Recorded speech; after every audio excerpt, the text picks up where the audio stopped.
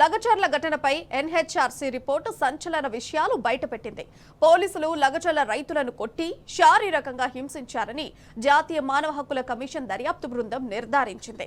Pharma city కోసం భూసేకరణపై 2024 నవంబర్లో ప్రజా విచారణ నిర్వహించారు. ఈ సందర్భంగా వికారాబాద్ జిల్లా కలెక్టర్, రెవెన్యూ అధికారులకు స్థానికులు నిరసన తెలిపారు. అయితే అధికారులపై దాడి చేశారని పోలీసులు కేసు నమోదు చేశారు.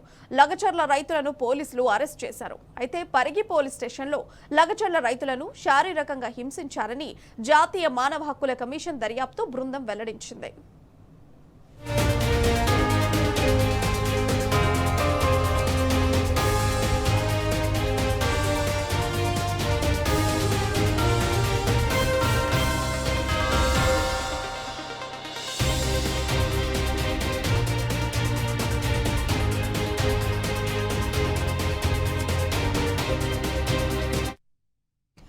ఘటనా స్థలంలో లేని అనేక మందిని అరెస్టు చేశారని, ఇంట్లో ఉన్న మహిళలను పోలీసులు వేధింపులకు గురి చేసినట్టు దర్యాప్తులో వెల్లడించారు.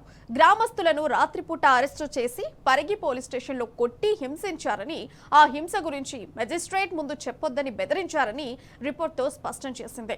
రాజకీయ కక్షతో ప్రతిపక్ష బీఆర్ఎస్ కార్యకర్తలను లక్ష్యంగా చేసుకున్న పోలీసులు ఘటనతో సంబంధం లేకపోయినా అరెస్ట్ చేసి హింసించారని కమిషన్ పేర్కొంది. అయితే ఒక్క కాంగ్రెస్ మద్దతుదారుపైన కూడా కేసు నమోదు చేయలేదని, అరెస్టులు కూడా జరగలేదని నివేదికలో వెల్లడించారు. ఈ ఘటనతో సంబంధం లేకపోయినా మైనర్లు, విద్యార్థులు, ప్రభుత్వ అధికారులపై కేసులు నమోదు చేశారని ఎన్హెచ్ఆర్సీ దర్యాప్తు బృందం రిపోర్టులో వెల్లడించింది.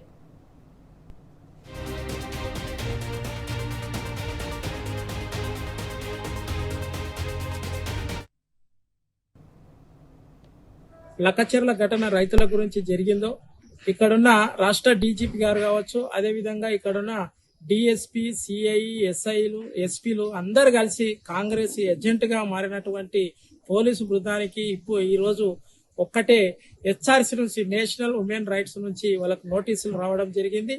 రాష్ట్రంలో కొడంగల్ నియోజకవర్గంలో గెలిచినటువంటి ఎమ్మెల్యే ఇక్కడి నుంచే సీఎం అయినటువంటి రేవంత్ రెడ్డి గారికి ఇదొకటి బుద్ధి చెప్పడం జరిగింది. కాబట్టి అతనికి సరిపడినటువంటి ఏదైతే రేవంత్ రెడ్డి గారు లకచర్ల ఫార్మా గురించి భూములు ఏదైతే అక్రమంగా లాక్కుంటున్నాడో దాని విషయంలో రైతులు స్వచ్ఛందంగా ధర్నాలు చేస్తే అక్కడున్న పోలీసు బృందం రాష్ట్ర డీజీపీ యొక్క అనుచరులు అంటే డీజీపీ, ఎస్పీ కావచ్చు, అదేవిధంగా డిఎస్పీ కావచ్చు, సిఐ కావచ్చు, పోలీసు వాళ్ళు కావచ్చు, కాంగ్రెస్ కు ఏజెంట్ గా మారినటువంటి ఈ పోలీసు బృందానికి నేషనల్ ఉమెన్ రైట్స్ నుంచి నోటీస్ రావడం చాలా సంతోషమైన విషయం. ఎందుకంటే ఇక తెలంగాణ రాష్ట్రంలో పోలీసు వ్యవస్థ అనేది కాంగ్రెస్ కి ఏజెంట్ గా మారుతుంది. కాబట్టి దయచేసి ఉమెన్స్ రైట్స్ వాళ్ళకు ప్రత్యేకంగా థ్యాంక్స్ చెప్తున్నాం. ఎందుకంటే మాకు ఇటువంటి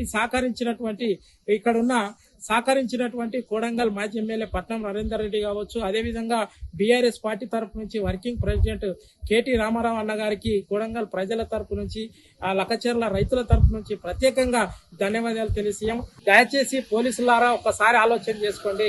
చట్టం అందరికీ సమానం కాబట్టి మీరు ఏదుందో లీగల్ గా చేయాలి. కాబట్టి సీఎం ఉన్నాడు కదా అని ఇక్కడున్న తిరుపతి రెడ్డి ఉన్నారు అని తిరుపతి రెడ్డికి ఎటువంటి పోస్టు లేదు. వార్డు మెంబర్ కాదు, ఒక సర్పంచ్ కాదు, ఒక జడ్పీసీ కాదు, ఎంపీపీ కాదు. కానీ ఆయనకు ఒక రెడ్ కార్పొరేట్ ఇచ్చి కలెక్టర్ స్వాగతం పలుకుతారు, ఎస్పీ స్వాగతం పలుకుతారు.